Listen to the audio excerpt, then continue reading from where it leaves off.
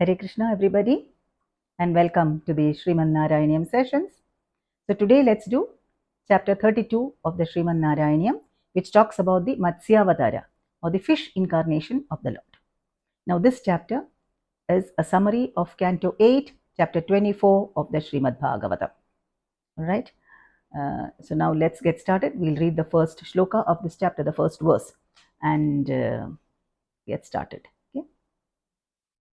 पुरा हयग्रीवमहासुरेण षष्ठान्तरान्तोद्यतकाण्डकल्पे निद्रोन्मुखब्रह्ममुखादृतेषु वेदेष्वदिल्स किल मत्स्यरूपम्. Long ago, in the 6th Manvantara, that is in the previous Manvantara, we are now in the 7th Manvantara. The previous Manvantara, that is the Manvantara of Chakshusha Manu. During the Naimittika Pralaya, when Lord Brahma was about to sleep, a demon named Hayagriva stole the Vedas from Lord Brahma's mouth. At that time, the Lord decided to incarnate as a fish to restore the Vedas.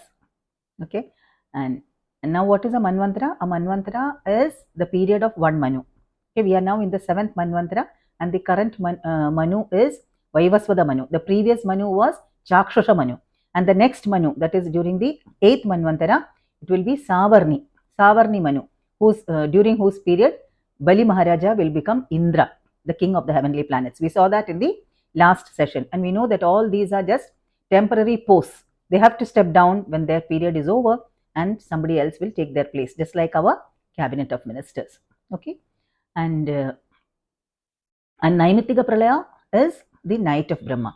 The Prakrita Pralaya, we have learnt earlier, is the total dissolution at the end of Brahma's lifespan, whereas the Naimittika Pralaya is the partial dissolution during the night of Brahma. We have seen all this in the earlier chapters, right?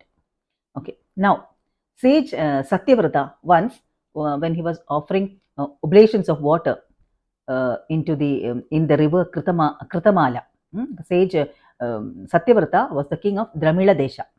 As one day, as he was offering oblations of water with the palms of his hand, he took water in the palms of his hands and was offering oblations to the ancestors, to the devas, etc. At that time, what happened, in his joined palms in the water, he saw a tiny little fish which was very lustrous. Now he immediately threw the water back into the river. Okay, and then when he looked at the fish, he found that it was very frightened. So he took this little fish and put it in his kamandalu, in his water pot, and took it home. Okay, but very soon this fish outgrew the water pot, his kamandalu, and therefore he took the fish and put it into a well. There again, very soon this fish outgrew the well. It became bigger than the size of the well, and therefore he took the fish and put it into the river. There again, this fish outgrew the river size of the river, and therefore he took the fish and put it into the ocean. And then he realized, Sage Satyavrata realized, that this was no ordinary fish. It was the Supreme Personality of Godhead, Sri Hari himself. And therefore, after paying obeisances to the Lord, he asked the Lord the purpose for which the Lord had assumed the form of a fish. And the Lord asked him to wait for 7 days.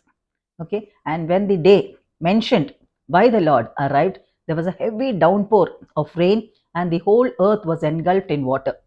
Okay, sage Satyavrata and all the Saptarshis, they were all floating in the water, and they took refuge of the Lord. Okay, at that time, the earth, as commanded by the Lord, took the form of a boat and approached the sages. They boarded the boat, and still the boat was still trembling in the waters, and therefore again they started praying to the Lord. At that time, the Lord appeared in the ocean in the form of a big fish. The fish was 1 lakh yojanas in length. 1 yojana is about 12 to 15 kilometers. Okay, so just imagine this, and this fish was 1 lakh yojanas in length. So just imagine the size of that fish. Okay, and the fish had 2 big horns, and the Lord, in the form of this fish, approached the boat, approached the Mother Earth in the form of the boat, and asked the sages to tie the boat with a rope onto the Lord's horns. which they did. And then the Lord pulled the boat and took them around the world and showed the sages the various regions of this world, okay. And then he imparted the knowledge of the Atman or the soul to Satyavrata Muni, to Sage Satyavrata. Okay?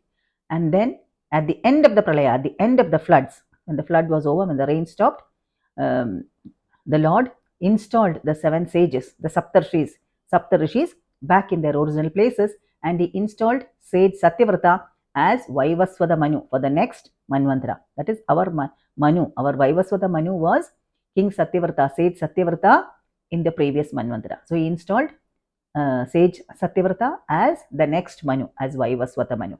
Okay. After that, the Lord attacked the demon Hayagriva, who was there in the water. He tore with his horns. The Lord tore apart the demon's chest and killed him. And then, after recovering the Vedas, he handed them over to Brahma, who was very happy. Now, after describing this wonderful pastime of the Lord, the poet Sri Melpattur Narayana Bhattadripad winds up this chapter saying, "O Lord who resides here in Guruvayur, please protect me." Okay. So that is this chapter about the Matsyavatara. The next chapter is about the great devotee King Ambarisha. We'll see that very soon. Okay. Until then, take care. Hare Krishna, Hare Krishna, Hare Krishna, Krishna Krishna, Hare Hare, Hare Rama, Rama Rama, Hare Hare.